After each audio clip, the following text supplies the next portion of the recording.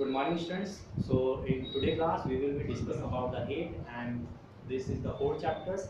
And in the previous class we had discussed about the heat and how we can measure the heat in form of the degree Celsius and what device we use like thermometer and both kind of the thermometer, digital and laboratory and the clinical thermometers. Okay, ये हमने सब discuss किया था पिछली class के अंदर.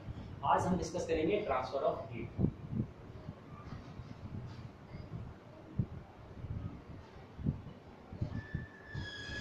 Transfer of heat. The meaning of the transfer, we can put the flow of heat. Okay, the movement of the heat and how it turns in the substance or object we will be discussing here. Okay, for examples, I take a cup of tea and it is very hot. I take some temperatures around 70 degree. Okay, suppose the temperature of this hot tea is around 70 degree. Okay, hot tea. And in another cups I take the cold water. There are cold water and the temperatures I assume 3 degrees Celsius of this cold water. Okay, so what will be happen if I let it for a 2 hours in normal temperature. Okay, suppose करो मैंने एक hot T ली और उसको इसी room temperatures पे 2 घंटे के लिए रख दिया. Then what kind of the things will be change in this hot teas. This hot teas will be become the neutrals normal. इसके जो टेम्परेचर है वो डाउन होगा. कितना डाउन हो जाएगा? जो हमारा रूम टेम्परेचर होगा. सपोज करो रूम टेम्परेचर 25 डिग्री सेल्सियस. तो after 2 hours the temperatures of the tea will become the equal to room temperatures around 25 degree Celsius, and it will be become the colder comparatively this conditions. Okay, इस conditions के comparatively ये काफी cold हो जाएगी. इसी तरह से अगर हम इसके अंदर देखें जो cold water है, cold water कितना था? लगभग 3 डिग्री सेल्सियस हमने रेफ्रिजरेटर से निकाला और जो हमने इसको ग्लास के अंदर रख दिया.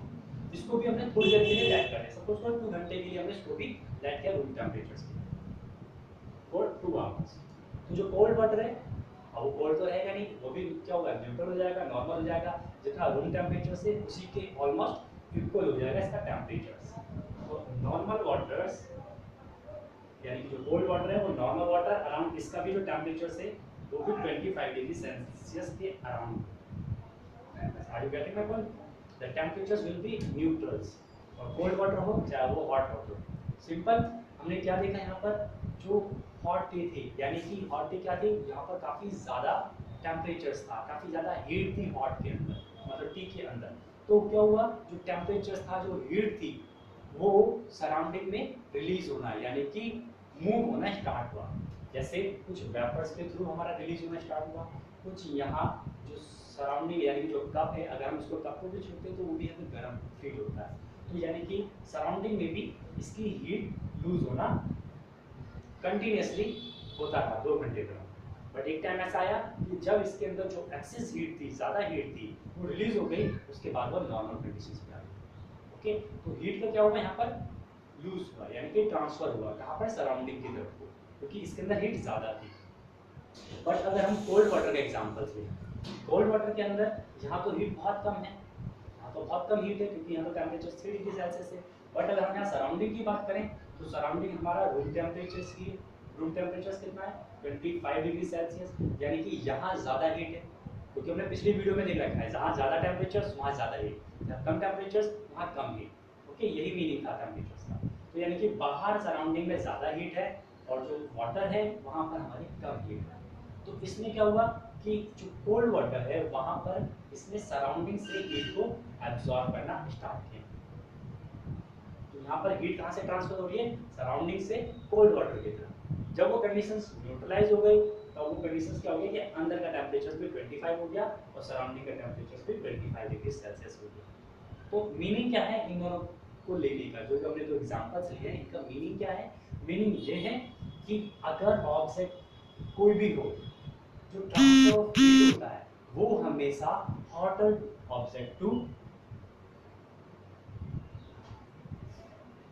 कोल्डर ऑब्जेक्ट होता है. मीन जो हीट ट्रांसफर होती है वो हमेशा हॉटर ऑब्जेक्ट से कोल्डर ऑब्जेक्ट की तरफ जाती है। ठीक, यानी कि यहाँ पर हमारा ये हॉटर ऑब्जेक्ट था, तो इस हॉटर ऑब्जेक्ट से सराउंडिंग जो हमारा कोल्डर ऑब्जेक्ट था वहाँ की तरफ हीट ट्रांसफर होगा। सेकंड एग्जांपल्स के अंदर जो हमारी सराउंडिंग जो ज़्यादा हॉटर ऑब्जेक्ट थी उसके मुकाबले ये कोल्डर ऑब्जेक्ट था, तो यहाँ पर भी हीट ट्रांसफर सराउंडिंग से कोल्ड ऑब्जेक्ट की तरफ हुआ, यानी कि हॉटर ऑब्जेक्ट से कोल्डर ऑब्जेक्ट की तरफ हुआ। तो याद रखना, transfer of heat is only possible to the hotter object to colder object. Okay, so I think you get the meaning of the transfer of heat. Okay, एक example और लेते हैं। सपोज करो मैंने यहाँ पर एक आयरन की रॉड ली, ये आयरन की रॉड है, ठीक है, और मैंने इसको बर्नर्स के ऊपर रख दी, तो बर्नर्स की ये फ्लेम, ठीक, बर्नर्स के ऊपर रखा है इसको मैंने, सिर्फ छोटे से पोर्शंस को बर्नर के ऊपर रखा है, तो क्या होगा, ये धीरे धीरे हीट को एब्जॉर्ब करेगा और ये काफ़ी ज़्यादा गर्म हो जाएगा। तो जैसे जैसे इसका टेम्परेचर इंक्रीज होगा वैसे वैसे उस पूरी आयरन रॉड का भी टेम्परेचर इंक्रीज होगा। क्यों? क्योंकि ये पूरा एक होल सब्सटेंस है, पूरा कंप्लीट सब्सटेंस है। यहाँ पर भी हॉटर पार्ट ये है, ये कोल्डर पार्ट है, यानी कि अगर हम एसी के दो टर्मिनल देखें तो ये हॉटर टर्मिनल है, ये कोल्डर टर्मिनल है। अगर हम इस तरफ हीट देंगे तो क्या होगा, यहाँ पर हीट ज़्यादा है, ये लूज करेगा, ट्रांसफर करेगा, कुछ सराउंडिंग में भी ट्रांसफर करेगा, कुछ यहाँ इनर भी ट्रांसफर करेगा, यानी कि एक जगह से दूसरी तरफ ट्रांसफर करेगा। तो पूरे ऑब्जेक्ट के अंदर क्या होगा, यहाँ पर हीट ट्रांसफॉर्मेशन होगा from hotter part two colder part. तो जो कोल्डर पार्ट वाला है यानी जो सेकंड टर्मिनल है वो भी धीरे धीरे क्या हो जाएगा, हॉट हो जाएगा, गर्म हो जाएगा।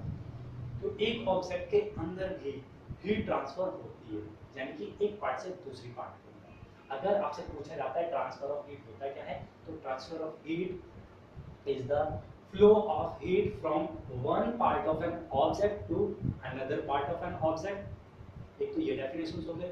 दूसरी, the transfer of heat is the flow of heat from one object to another object। एक ऑब्जेक्ट से दूसरे ऑब्जेक्ट की तरफ हीट फ्लो करे, या एक पार्ट किसी भी एक ऑब्जेक्ट के एक पार्ट से उसके दूसरे पार्ट की तरफ ऑब्जेक्ट मतलब फ्लो करे, तो वो क्या कहलाता है, ट्रांसफर ऑफ हीट। ठीक है, तो I think you understand the meaning of the transfer of heat. Now we will discuss the way of the transfer of heat। किस किस वे के अंदर हीट का ट्रांसफॉर्मेशन हो जाता है या हो सकता है। सपोज करो पहला एग्जांपल मैंने लिया ये आयरन रॉड वाला। यहाँ पर मैंने जो ये आयरन रॉड ली है इसके अंदर मैंने ये देखा कि ये वाला पोर्शन हॉट था, तो यहाँ पर हमारा हीट ट्रांसफॉर्मेशन हुआ दूसरे टर्मिनल्स की तरफ। ठीक, अगर मैं एक एग्जांपल और लूँ आपको समझाने के लिए,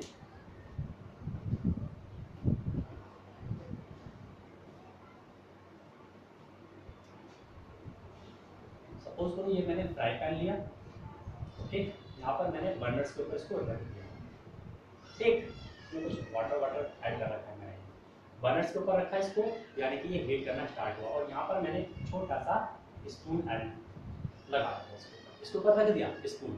ठीक है, तो क्या होगा, धीरे धीरे जो हमारा फ्राई पैन है इसका टेम्परेचर बढ़ेगा, ये काफ़ी ज़्यादा हॉट हो जाएगा, और जैसे जैसे ये बढ़ेगा टेम्परेचर तो उसी के साथ साथ जो स्पून है वो भी गर्म होना स्टार्ट होगा, स्पून भी गर्म होना स्टार्ट होगा। बट लेकिन हम हीट तो किसको दे रहे हैं, सिर्फ बट फ्राई पैन को हमने हीट दी है, इसको थोड़ी हीट दी है, बट ये भी क्या होगा, गर्म होना स्टार्ट हो जाएगा। क्यों? क्योंकि यहाँ पर भी क्या हो रहा है, ट्रांसफर ऑफ हीट हो रहा है। पहले ये हीट फ्राई पैन के अंदर ट्रांसफर हुई, अब वो ट्रांसफर हुई फ्राई पैन से स्पून के अंदर। क्यों? क्योंकि स्पून क्या है, उसके कॉन्टैक्ट में है, इसके फ्राई पैन के। यदि दो ऑब्जेक्ट आपस में कॉन्टैक्ट में हैं और एक ऑब्जेक्ट से दूसरे ऑब्जेक्ट के अंदर हीट ट्रांसफर होती है, क्या बोला मैंने, अगर दो ऑब्जेक्ट कॉन्टैक्ट में हैं और एक ऑब्जेक्ट से दूसरे ऑब्जेक्ट के अंदर हीट ट्रांसफर होती है तो इसको बोलते हैं हम conduction.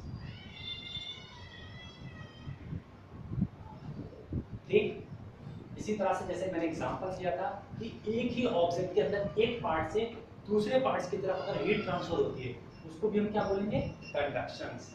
कंडक्शंस can only happen in the solid substance. Okay, it can happen only in solid substance. कोई भी सॉलिड सब्सटेंस होता है वहां पर जो हीट ट्रांसफर हो रही है वो हमारा हमेशा कंडक्शंस लीकेज होगा। कंडक्शंस जब वो टच में होंगे दो ऑब्जेक्ट, तभी एक ऑब्जेक्ट से दूसरे ऑब्जेक्ट की तरफ हीट पास हो सकती है। सेकंड टर्म्स अगर हम बात करें, पहले हम कंडक्शंस को देख लेते हैं। कंडक्शंस हमारा किसमें, ओनली सॉलिड पार्ट्स के अंदर ही होता है, यानी कि सॉलिड मटेरियल्स के अंदर ही होता है। और जो सॉलिड होते हैं वो हम दो तरह से देखते हैं, कुछ होते हैं गुड कंडक्टर्स और कुछ होते हैं पुअर कंडक्टर। ठीक, जो easily those materials which can easily absorb the heat, they will be known as good conductors, and those materials which are not easily absorbed, they are known as the poor conductor of the heat. ठीक, जैसे examples मैंने जो अभी attentions लिया था, यानी कि जो फ्राई पैन के एग्जांपल्स लिया था, मैं यहाँ पर फिर से बना देता हूँ। ठीक है, ये बर्नर्स है। ओके, तो जो फ्राई पैन है, जब मोस्टली हमारे जो अटेंसिल्स होते हैं वो इजीली हीट को एब्जॉर्ब कर लेते हैं। क्यों एब्जॉर्ब कर लेते हैं? अगर वो एब्जॉर्ब नहीं करेंगे तो खाना कैसे बनेगा? खाना बनाना है, उसको हीट देनी है, तो हमें सिर्फ वही मटेरियल यूज करना है जो हीट को इजीली एब्जॉर्ब कर सके। तो हमारा heat fry pan easily absorb कर लेता है क्योंकि ये हमारे मेटल्स का बना हुआ है। तो मोस्टली जो मेटल्स के सब्सटेंस बने होते हैं, जो हमारे घर में अटेंसिल्स हैं, ज़्यादातर स्टील्स के होते हैं, कॉपर के होते हैं, एल्युमिनियम के होते हैं। तो these are materials are known as the good conductor of heat. ठीक, तो इसके एग्जांपल्स आप ले सकते हो, एल्युमिनियम, स्टील, आयरन, कॉपर। ठीक है, तो जो भी सब्सटेंस हम यूज करते हैं घरों के अंदर या किचन वेयर के अंदर, वो हमारे क्या होंगे?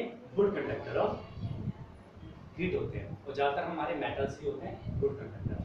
अगर हम बात करें पुअर कंडक्टर्स की, पुअर कंडक्टर्स यानी कि जो हीट को एब्जॉर्ब नहीं कर रहे, those materials which are not absorbing the heat, so these are known as the poor conductors. Poor conductors के एग्जांपल्स जैसे क्लॉथ,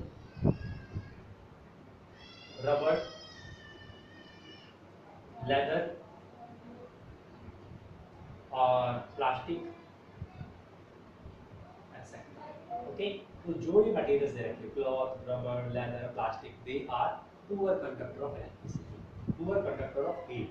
ठीक है, तो जैसे अगर आपने देखा होगा, ये जो मैंने हैंडल्स बनाया है, आपने घर में भी देखा होगा, जो हैंडल्स होते हैं फ्राई पैन के, कुकर्स के, वो मोस्टली किसके बने होते हैं? वो प्लास्टिक के बने होते हैं। प्लास्टिक के क्यों बने होते हैं? क्योंकि वो हमारे पुअर कंडक्टर ऑफ हीट होते हैं। वो फ्राई पैन के कांटेक्ट में भी हैं, बट ये गर्म नहीं होते। क्यों गर्म नहीं होते? क्योंकि they are poor conductor of heat. अगर ये भी कंडक्टर्स के बनेंगे तो यानी कि ये भी हीट होगा और फिर हमें काफ़ी डिफिकल्टी आएगी इसको उठाने में। ठीक है, तो आपने देखा होगा कि ये सारे के सारे जो हैंडल्स होते हैं, handle of the kitchenware are mostly made up of the plastics, and जो utensils होते हैं या utensils होते हैं वो हमारे किसके बने होते हैं? गुड कंडक्टर से। Okay,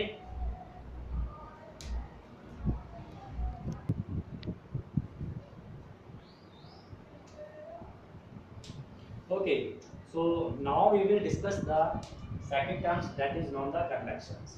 Okay, so I think you understand the meaning of the conductions. कंडक्शंस के अंदर गुड कंडक्टर्स, पुअर कंडक्टर्स हमने डिस्कस किए।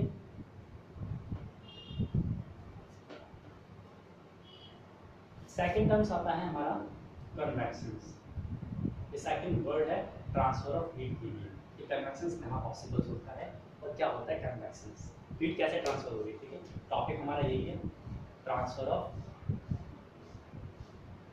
हीट। ओके, इसका सेकंड पार्ट है कन्वेक्शंस। So convections are mostly possible in the liquid and gaseous substance.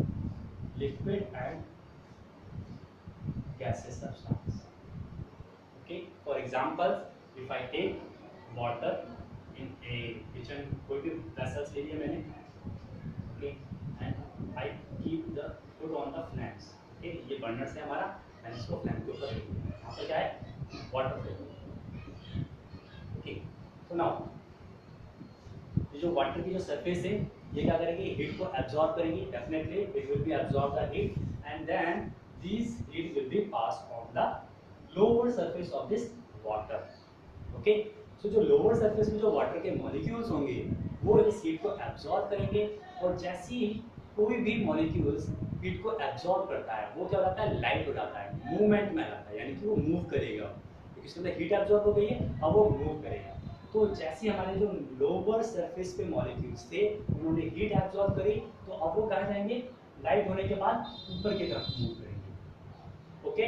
अब जैसे जो lower surface के मॉलिक्यूल्स है वो ऊपर की तरफ मूव करेंगे तो डाउन सरफेस के अंदर हमारा पार्ट खाली होगा, स्पेस होगा, और उस स्पेस को फिल करने के लिए जो ऊपर के मॉलिक्यूल्स होंगे वो कहाँ जाएंगे, नीचे की तरफ डाउनवर्ड। ओके, इसको इस तरह से बनाना। तो ऊपर वाले मॉलिक्यूल्स डाउनवर्ड की तरफ आएंगे और जो डाउनवर्ड में जो मॉलिक्यूल्स है वो ऊपर की तरफ फ्लो करेंगे। रीजन इसका सिंपल है, क्योंकि जो नीचे वाले मॉलिक्यूल्स है उन्होंने हीट एब्जॉर्ब करी, अब वो लाइट हो चुके हैं, लाइट होने के बाद वो ऊपर जाएंगे। तो कुछ कंटिन्यूसली हीट देने के बाद कुछ इस तरह का हमें डायग्राम देखने को मिलता है कि जो लोअर मॉलिक्यूल्स होते हैं वो हमेशा ऊपर की तरफ कंटिन्यूसली फ्लो करेंगे और ऊपर वाले मॉलिक्यूल्स हमेशा डाउनवर्ड की तरफ फ्लो करेंगे। तो ये कंटिन्यूसली फ्लो चलता रहता है जब तक हम उसको हीट देंगे, और इसी फ्लो को हम क्या बोलते हैं, कन्वेक्शन करंट। ओके, यहाँ पर कोई करंट नहीं है, करंट का मतलब होता है एक तरह से वेव फॉर्मेशंस हो रही है, तो ये कन्वेक्शंस की करंट है, यानी कि कन्वेक्शंस वेव फॉर्मेशंस हो रहा है। ओके, अगर हम देखें कोई एयर का एग्जांपल्स देखें, सपोज करो मैंने इस रूम के अंदर विंटर सीजन के अंदर अगर हम अपने रूम में हीटर लगा देते हैं, हीटर लगाने के बाद क्या होता है, वो हीटर सिर्फ एक स्पेस में हम ऑक्यूपाई करते हैं, एक जगह लगाते हैं, लेकिन थोड़ी देर बाद वो पूरे कमरे को हॉट कर देता है। इसका रीजन क्या होता है कि जो गर्म हवा फेंक रहा है या जो गर्म हवा दे रहा है, एयर जो हमें दे रहा है, वो पूरे कमरे में फैलती है। ठीक, उसके बाद क्या होता है, अगर मैं यहाँ पर एक छोटा सा बनाऊं, सपोज करो यहाँ मैंने हीटर लगा दिया, ठीक है, यहाँ से क्या होगा, हॉट एयर आएगी, ठीक है, हॉट एयर आएगी, वो मूव करेगी रैंडमली, और जो नीचे की जो कोल्ड एयर होगी वो ऊपर की तरफ जाएगी। समझ आया?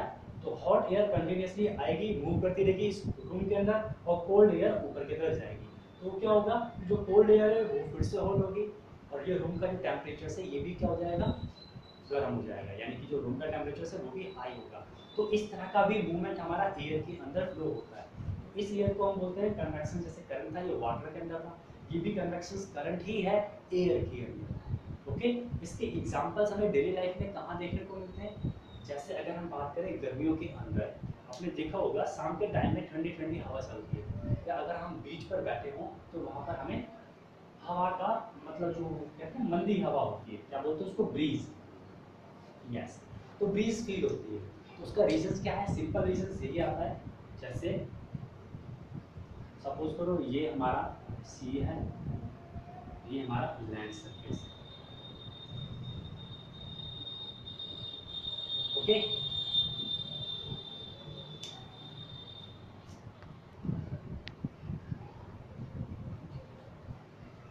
ओके, तो ये हमारा सीज रीजन है, ये हमारे पास लैंड सरफेस है। अब सपोज करो यहाँ पर सन है, ये सन है, और इसकी जो लाइट है वो सब में सी पर भी, लैंड सरफेस पे भी, सब पे फॉल हो रही है। तो यानी कि जो हमारे लैंड सरफेस पे जो एयर होगी, और कुछ हमारी ये सी सरफेस पे भी कुछ ना कुछ एयर होगी, ठीक है। तो जो लैंड सरफेस होती है, अगर हम बात करें डे टाइम की, क्योंकि सूरज तो डे टाइम में निकलेगा, डे टाइम्स के अंदर क्या होता है, जो लैंड सरफेस होती है यानी कि ये सॉलिड फॉर्म में होती है, और सॉलिड फॉर्म के अंदर यानी कि कोई भी ऑब्जेक्ट है वो आसानी से हीट को ज़्यादा एब्जॉर्ब करता है। जब ज़्यादा हीट को एब्जॉर्ब करेगा तो यहाँ की जो एयर है वो काफ़ी ज़्यादा हॉट हो जाती है। हॉट होगी तो ये क्या करती है, मूव करना स्टार्ट कर देती है ऊपर की तरफ, यानी कि ऊपर सरफेस की ओर। जब यहाँ पर एयर ऊपर सरफेस की ओर मूव करेगी तो यहाँ जो लैंड सरफेस का जो रीजन होता है, यहाँ नीचे डाउनवर्ड्स में स्पेस क्या होता है, ऑक्यूपाई, स्पेस क्या होता है, खाली हो जाता है। जब खाली स्पेस होता है तो कुछ जो सी रीजन्स पे जो कोल्ड एयर है वो मूव करना स्टार्ट करती है लैंड सरफेस की ओर। ये कब होता है, दिन के टाइम में होता है, ड्यूरिंग द डे टाइम में। ओके, सो लैंड सरफेस पे जो गर्म एयर है, हॉट एयर है, वो ऊपर की तरफ मूव करना स्टार्ट करती है, और जो सी रीजन्स यानी कि जो ओशन रीजन्स है वहाँ से कुछ कोल्ड एयर मूव करती है, ब्लो करती है लैंड सरफेस की ओर को। तो जो हवा, जो विंड ब्लो कर रही है कहाँ से, सी से लैंड्स की तरफ, उसको बोलते हैं सी ब्रीज।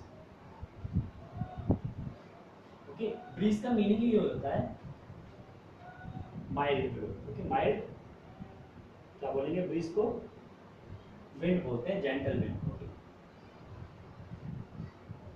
Gentle wind. मतलब मंदी हवा, ठीक है, मंदी हवा जैसे गर्मियों के अंदर काफी ज्यादा फील करते हैं। तो सी ब्रीज यानी कि जो सी से टुवर्ड्स लैंड सरफेस की तरफ है, वही का पॉसिबल होता है डे टाइम के अंदर, ओके। बट अगर हम बात करें नाइट टाइम की, यानी कि इवनिंग के बाद, अगर हम इवनिंग में लें तो इवनिंग के टाइम पर जो लैंड सरफेस होती है वो कोल्ड हो जाती है, यानी कि कोल्ड होती है कंपैरेटिवली सी ओशन की, ठीक है। यानी कि जो सी का टेम्परेचर होता है वो कंपैरेटिवली ज़्यादा होता है, लैंड सरफेस पे कम होता है, ठीक। क्यों? क्योंकि जो हमारा लैंड सरफेस है वो जितनी जल्दी से हीट एब्जॉर्ब करता है उतनी ही जल्दी से हीट रिलीज भी करता है, ठीक है। तो जब ये हीट को रिलीज कर देगा यानी कि रिमूव कर देगा, तो यहाँ की जो एयर सरफेस है वो कैसी होगी, यहाँ की जो एयर होगी वो काफ़ी कोल्ड होगी। बट यहाँ पर क्या है, वाटर ने हीट को एब्जॉर्ब करा है पूरे दिन, तो उसका टेम्परेचर कुछ ना कुछ ज़्यादा रहता है। सपोज करो यहाँ इवनिंग के अंदर 27 आ गया और दिन में 40 डिग्री सेल्सियस का, ठीक। बट सेम अगर हम बात करें सी रीजन्स की, तो दिन के टाइम पे यहाँ 40 डिग्री था, यहाँ 40 तो नहीं जाएगा, क्योंकि वाटर हमारा गुड एब्जॉर्बर होता है हीट का।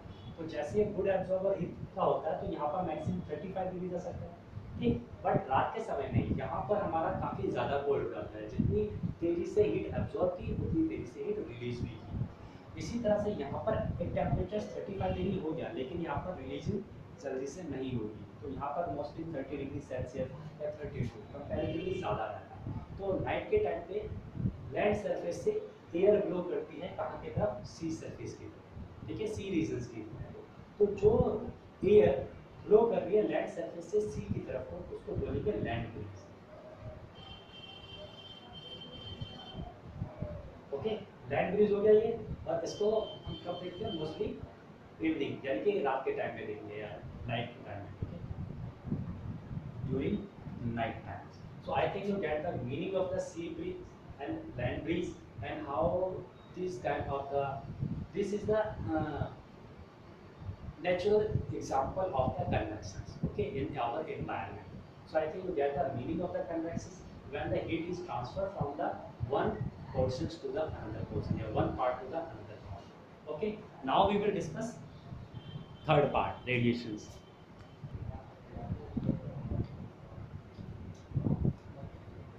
Okay, now we will discuss the radiations. जैसे हमें पता है सन क्या है, सोर्स ऑफ एनर्जी है, जिसको मतलब पूरी अर्थ पे जो एनर्जी आती है वो कहाँ से आती है, सन से आती है। Sun is the only source of the energy, okay. So जो मेथड है या जो प्रोसेस है, energy flow from the sun to the earth surface and that is known the process of radiation. हमें पता है एक रेडिएशन एक ऐसी प्रोसेस है जिसके थ्रू सन से अर्थ के सरफेस पे एनर्जी आती है। बट द रेडिएशंस को किसी भी प्रोसेस, मतलब रेडिएशंस को अकर होने के लिए किसी भी मीडियम्स की जरूरत नहीं होती। यानी कि अगर हम बात करें अर्थ की सरफेस के बाहर, वहाँ पर वैक्यूम है, वहाँ पर कोई मीडियम्स नहीं है, तो यानी कि radiations does not require any mediums to flow the या to transfer the heat, okay.